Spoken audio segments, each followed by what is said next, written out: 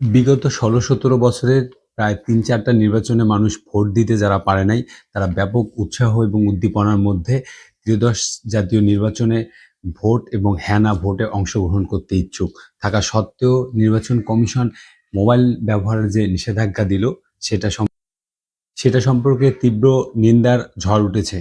Hello সচেতন মানুষ, এতটুকু নিয়ম হতে পারত যে গোপন যে কক্ষে ভোট হবে সেখানে বা ভোট কেন্দ্রের ভিতরে মোবাইল ভিডিও বা ছবি ধারণ করা নিষেধ হতে পারে। এবং অনেকেই মনে করতেছে যে নির্বাচনকালীন সময়ে বিবিসি থেকে বলা হচ্ছে বাংলাদেশের ত্রয়োদশ জাতীয় সংসদ নির্বাচন ও গণভোটের দিন ভোট কেন্দ্রে ৪০০ গজের মধ্যে মোবাইল ফোন নেওয়ার উপর নির্বাচন কমিশন নিষেধাজ্ঞা আরোপ করেছে। এ নিয়ে তীব্র যে সমালোচনা হচ্ছে, এর প্রধান কারণ হচ্ছে ও অনেক দিন ধরে মানুষ ভোট দিতে পারছিল না। সেই ক্ষেত্রে উৎফুল্লভাবে অনেক উৎফুল্লভাবে মানুষজন ভোট কেন্দ্রে যেতে যে আগ্রহ তৈরি হয়েছিল, সেটা কিন্তু বড় ধরনের একটা বাধা তৈরি হচ্ছে এই মোবাইল ফোন নিষেধাজ্ঞার কারণে।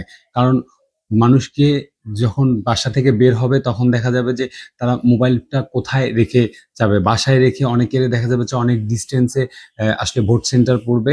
তখন দেখা যাবে যে ওনারা ভোট কেন্দ্রের আশেপাশে কোথায় মোবাইলটা রেখে তারা ভোট কেন্দ্রে প্রবেশ করবে, অথবা ৩-৪ ঘন্টা ভোট কেন্দ্রের লাইনে দাঁড়িয়ে তাদের আসলে ভোট দিতে হবে। তো সেক্ষেত্রে এত লং সময় ধরে আসলে মোবাইল ফোনটাকে তারা রেখে কোথায় যাবে? এবং সেই সাথে দেখা যাবে যে এতটুকু নিয়ম হতে পারত যে গোপন যে কক্ষে ভোট হবে সেখানে বা ভোট কেন্দ্রের ভিতরে মোবাইল ভিডিও বা ছবি ধারণ করা নিষেধ হতে পারে।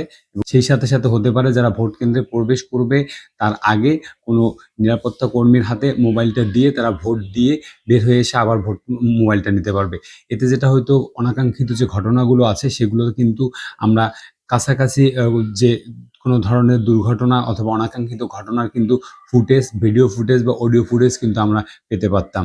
হ্যালো সচেতন মানুষ, আশা করছি ইসি এ সম্পর্কে পূর্ণ বিবেচনা করবে এবং সেই সাথে মোবাইল ফোন গণমাধ্যম কর্মীদের জন্য অ্যালাও, এবং সেই সাথে ভোটারদের জন্য কিভাবে একটা ভালো পরীক্ষা সেই সাথে কিভাবে একটা ভালো আ প্ল্যান করা যায় সেটার জন্য তারা পূর্ণাঙ্গভাবে ভেবে দেখবে।